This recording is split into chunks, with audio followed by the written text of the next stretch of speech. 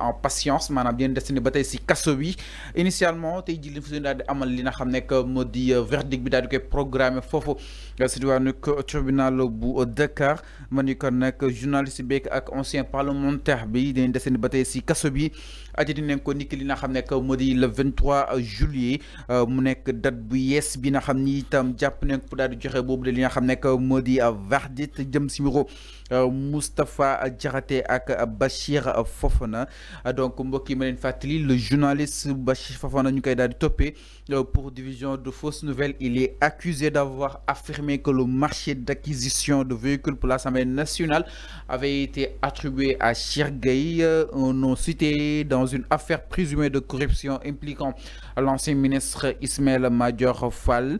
Moom itam le parquet mu daal di requérir woon daal di toll si 6 mois dont 3 mois ferme avec une amende de 200 000 francs suñu ay koppar ma ni kon nag boobu de demande de mise en liberté provisoire bi nga xam ni itam moom la avocat yi daal di introduire na ko daal di rejeté lors de l'audience du 2 juillet. En tout cas la défense mi ngi daal di plaider pour la relaxe pure et simple. En tout cas ñi ngi estimé que ni seenu que client jubli si woon si daal di diffamer wala kon sax daal di nuire El Malick Ndiaye waaye c'était dans le cadre d'un débat d'intérêt public. De son côté ki nga xam ne que moo di Moustapha Diakhaté mu nekkoon ancien président groupe parlementaire bu Benno Bokk Yaakaar moom itam ñu koy daal di toppee pour offense au chef de l'État et il y a une autorité présidentielle ñu koy daal di toppee pour avoir qualifié certaines autorités sénégalaises de gouverneurs. En tout cas mu nekk terme boo xam ni itam dañ koy utiliser itam quoi qu'on puisse dire dafa offenser li nga xam ne que moo di njiitu réew mi ak son premier ministre di ki nga xam ne que moo di Ousmane Sonko entre autres de points. Alors enfin tout d'abord da nga koy daal di ñëw si li nga xam ne que moo di ñaari cas yi en tout cas ñoom itam ba tey ñi ngi jël seen mal en patience. Encore une fois la grève des greffiers est passée par là. Enfin ana ban jàng daal di war a mën a defa ni jëm si mbiru ki nga xam ne que moo di Bachir Fofana ak ki nga xam ne que moo di Moustapha Diakhaté. De plus en plus on assiste à ce que enfin ay report di sam tout le temps. Oui, c'est indépendamment de la volonté de la justice, c'est indépendamment de la volonté de l'État du Sénégal. Donc, c'est un procès nous reporté quoi, c'est parce que tu l'as dit, c'est suite à la grève du SYTJUST, les acteurs de la justice, nous avons compté grève. Donc, devant donc ce fait-là, nul n'est tenu. Donc, c'est ça, le respect strict. Donc, des mots d'ordre, des mots d'ordre organisés par des entités qui ay mouvement d'humeur que les gens doivent respecter. Même l'État du Sénégal respecte strictement les mouvements d'humeur. Donc loolu moo am. Alors boo ñëwee ci le dossier Bachir Fofana et autres, je ne sais pas, Moustapha Diakhaté, c'est des dossiers yoo xamante ne ils sont en instruction. Donc il faut ngeen xam loolu. Non nekk na en instruction. Mais Bachir Fofana qui dit un marché a été octroyé. Procès bi programmé nañ ko déjà.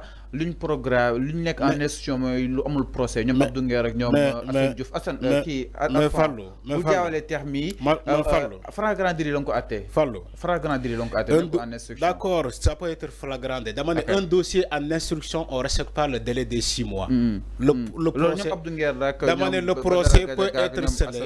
Un dossier en instruction, le procès peut être scellé avant les 6 mois. Avant préciser pour nous préciser une petite précision.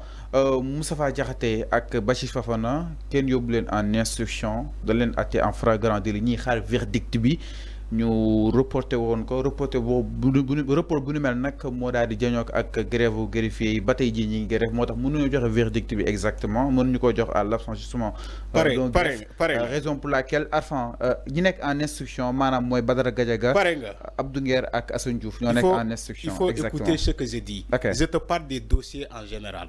Fallou, ça dit que il faut qu'on s'écoute. Ok, allez-y. Je ne te dis pas le dossier de. Non, je parle dans le cadre général pour venir aux particuliers. C'est parce que tu n'écoutes pas. Tu n'écoutes personne. Allez, il faut écouter. Allez-y, Damal. Alors, quand tu poses une question, il faut savoir écouter les gens. Alors, Damal. Je suis en train de développer du système de fonctionnement. Non, écoutez. Je suis en train d'expliquer du système de fonctionnement de la justice. Le moyen avec dossier sangam, avec dossier sangam. Allez-y. Moi, quand j'ai démarré, que la grève du SYTJUST Manela, c'est indépendamment de la volonté de l'État, c'est indépendamment de la volonté de la justice, de développer dans le cadre général pour arriver aux particuliers qui ces dossiers-là. Donc, quand tu me coupes la parole, supposez que... s'il te plaît, demande-moi. Écoutez, tu vas souffrir. Okay, quand tu animes une émission, tu ne veux pas souffrir. Donc, il faut écouter les gens. Moi, je ne suis pas ce genre de allez-y, demande directement. Alors, donc, comme justice dafa prononcé qui ces dossiers-là déjà, ou bien l'affaire est dans les mailles de la justice, il faut attendre la justice. Prononcer le procès de ces personnes-là, que ça soit Bachir Fofana, que ça soit Moustapha Diakhaté, tout ça, ça ressort de la décision de la justice. Donc, si ces dossiers-là doivent être scellés rapidement à travers un procès, on attend le procès. On attend le procès. C'est la justice qui va fixer la date du procès et compte tenu des moyens qu'ils ont en place. Donc, moi, il ne faut pas aller directement aux besognes. Tu ne peux pas défendre l'indéfendable, malheureusement. Légui, vous faites que Bassir Fofana, dafa wax le président de l'Assemblée nationale, un marché d'achat de voitures. Il a dit que le président El Malik dafa jël marché bobu jox ko un Cheikh Gueye sans agrément. Donc lolu ci plateau la ko waxé. Les gens savent que c'est en flagrant délit. Je ne parle pas de ce dossier-là. Okay. C'est en flagrant délit la ko waxé ci émission. Donc ñu japp ko pour diffusion de fausses nouvelles. Ci lu mu wax ci ni que El Malik dafa jël un marché d'octroi ou bien d'achat de voitures jox ko à un Cheikh Gueye.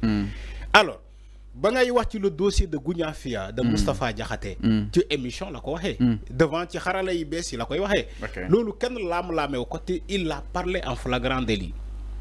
Donc moo tax ma ne la boo ñu dégloo nga xam ni que foofu la ñuy ñëw ci dossier yooyu. Donc ces procès là il faut ngeen xam encore une fois ces procès là nekkul le Sénégalais lambda moo koy programmer mais justice ci boppam mooy programmer ces procès là. J'ai écouté ces avocats, les avocats dire que oui, ils n'ont pas respecté le droit de tel, ou bien ils veulent maintenir ces personnes-là en prison parce que pour la simple et unique raison, ni qu'ils sont des détenus politiques. Ils ne sont pas des détenus politiques. Bassir Fofana n'est pas un opposant. Moustapha Diakhaté, même s'il est un opposant, mais le mouah, ce n'est pas dans le cadre de la politique.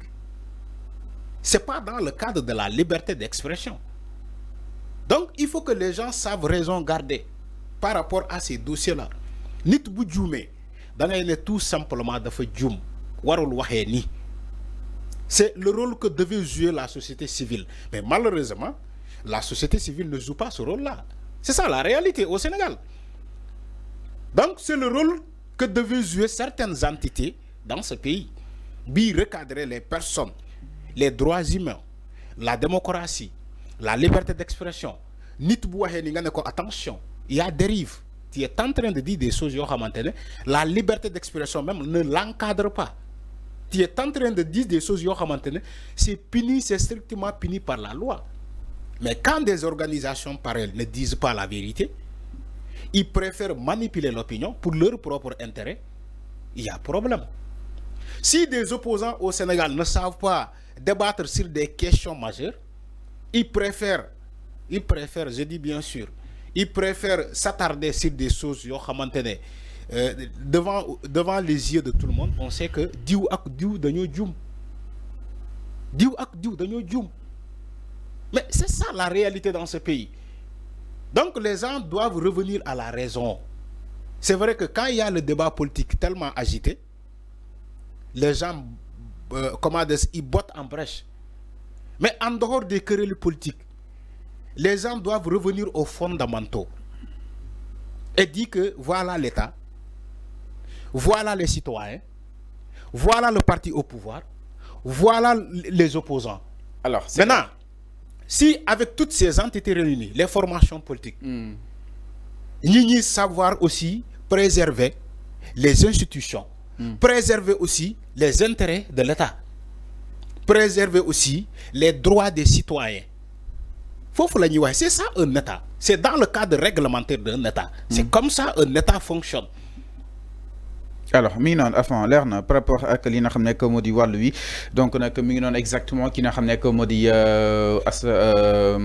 Moustapha Diakhaté ak ki nga xam ne moo di Bassirou Fofana des nañu daal di mën a xaare ni fii ak li nga xam ne moo di le 23 juillet espérons que ce sera la date bonne par rapport à ce que ñu daal leen programme exactement seen ko verdict jëm si wàllu wu nu mel exactement alors ndaat ñu itam si leneen ginnaaw loolu du côté de la régie